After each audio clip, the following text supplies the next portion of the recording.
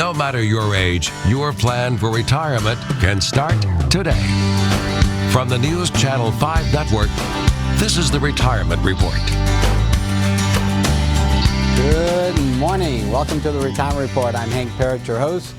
We've been talking in the last couple of weeks about about tax changes as we're leading up to retirement and into retirement. In fact, how tax planning changes through the different stages of retirement. So one of the things that we get into there is what defining those stages. So we've talked about the ages of 50 to 60, and in those ages, that's called that's kind of work and save. That's your highest earning years typically. It's a time when you can kind of catch up on if you're behind a little on your retirement, or you're able to put even more in to get further ahead, let's say.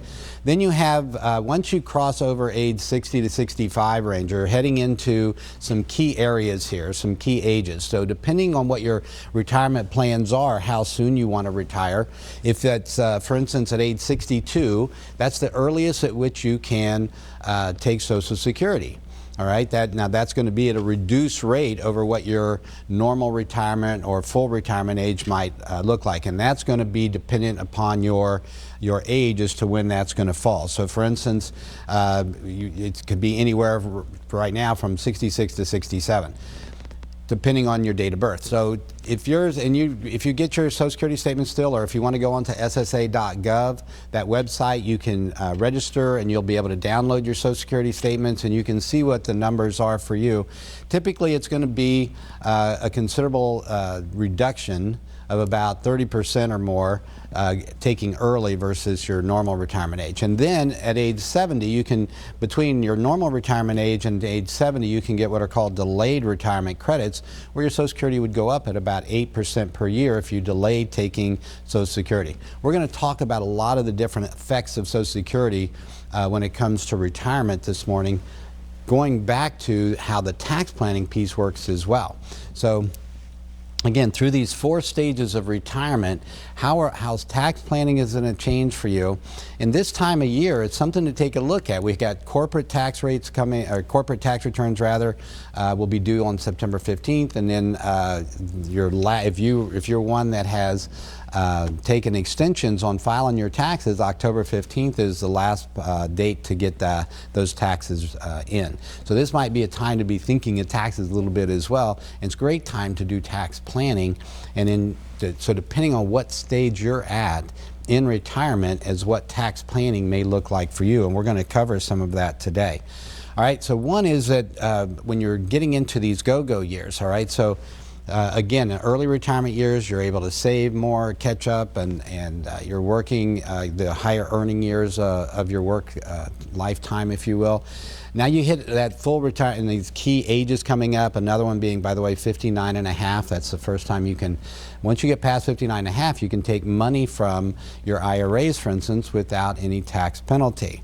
And so now, depending on what your retirement plan, your retirement goals are really, as far as what age you want to retire, is how these play in as well. So age 65, first time you qualify for Medicare. Again, 66 to 67, your full retirement age or normal retirement age. That's going to affect what happens in. And this is one of the areas I want to get into, working in retirement. So let's say you're working still, but you determine that you want to start taking Social Security. Okay, so retirement looks different for all of us.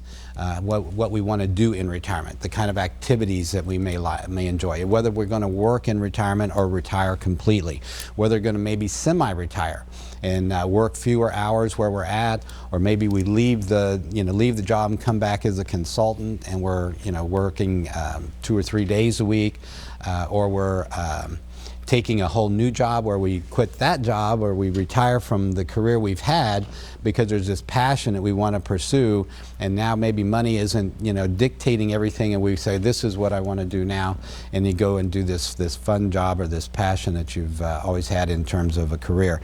And then another might be volunteering. All right, so maybe it's about volunteering, maybe it's about going on mission trips, whatever that might look like for you as well. So all these different choices that you make are going to have how you do your tax planning and how you do your income planning are going to be impacted by that. And that's what we're going to talk about today. So when it comes to Social Security in particular, if you're retiring early meaning before your normal retirement age of 66 to 67, then that means for every $2 over that you earn over $17,640 this year, and it's indexed, so it goes up each year, you would lose $1 of your Social Security benefits. So it's one of the reasons that we consider maybe not, or we're not taking Social Security until we're fully retired, unless again that part-time gig is going to be a lot less. All right, so let's look at different retirement approaches. Whether again to retire completely, as I was just saying, or looking at different other aspects as far as working in retirement, what you want to do. So if you're working in Social and taking Social Security at the same time, this is where that can be problematic. So again, if between earliest you can take Social Security is 62, but your full retirement age is going to be 4 to 5 years later than that. If you start taking Social Security at that time, you're going to get less. And again, if you continue working, it's going to impact your benefits. Most of my clients, when they come in and we're going over doing the planning for them, they determine that, or we determine together, because I'll show them the numbers. I can show you your financial future based on the things you're doing. So when someone new comes into my office and one of the questions they're asking is, when should I take Social Security and can I retire when I want to retire? And we're calculating all these numbers for them and doing the projections for them. I can show them the financial future based on the choices they make. So if they were going to take early, I can show them what that looks like 10, 15, 20 years down the road. If they're going to wait until full retirement age or even until age 70 or somewhere in between, I can show them each of those choices, what the outcome would be financially on them so that they can make better choices now and have that information available to them. So understanding then how these things work can help you as far as these choices. So if you're going to want to retire early being before your full retirement age according to Social Security numbers, then this is one of those considerations you're going to have, is how's that going to impact. And another, of course, is Medicare, and we're going to talk about that as well. All right, so we got a slide. It's working in Social Security, the bad part about it. So if you take Social Security early and continue to work, your benefits could be reduced, okay? That's a good slide. Well, 3 words. $1 of benefits withheld, again, for every $2 earned over $17,640. All right, and then withheld amounts added back in. So they do recalculate when you do fully retire and you're starting to take Social Security, they will recalculate that. So again, during those go-go years, if you're working, and that's those early years in retirement, just understanding how that works, and would it be better, in fact, to continue continue working but not taking Social Security until such time as you more fully retire. And here's something else to consider. When you are working and, when it comes to Social Security, you still pay Social Security tax even when you work in retirement. Okay, so what do they say about death and taxes, right? Those two things never change. They never go away. You can't avoid those. It's the way that works, and that's true. And unfortunately, even in death, they still want to tax you.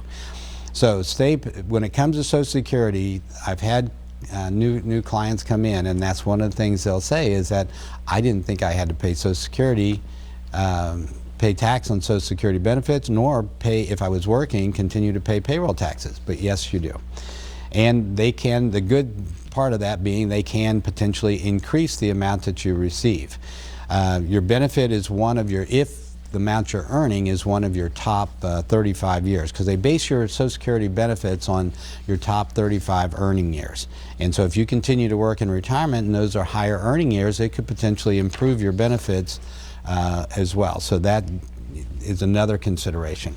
Understanding payroll taxes. You're talking about 7.65% for Social Security and Medicare taxes, and if you're self-employed, then you have to pay the employer benefit, which is another 7.65 or 15.3% total. All right, so we're going to take a break. When we come back, I'm going to give an offer out. If you'd like to get some more personalized planning for yourself, I'll show you how to do that, as well as understanding how this Social Security puzzle works.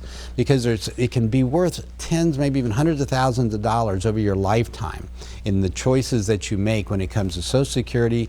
And another one we're going to talk about as well is, of course, Medicare and what effect that has. And then, of course, the tax planning and how that factors in as well, and how that can also be a huge difference in terms of how much money you're going to have and making sure that you don't run out of money in retirement. So, first the break, and then we'll be back. Join me here on the Retirement Report.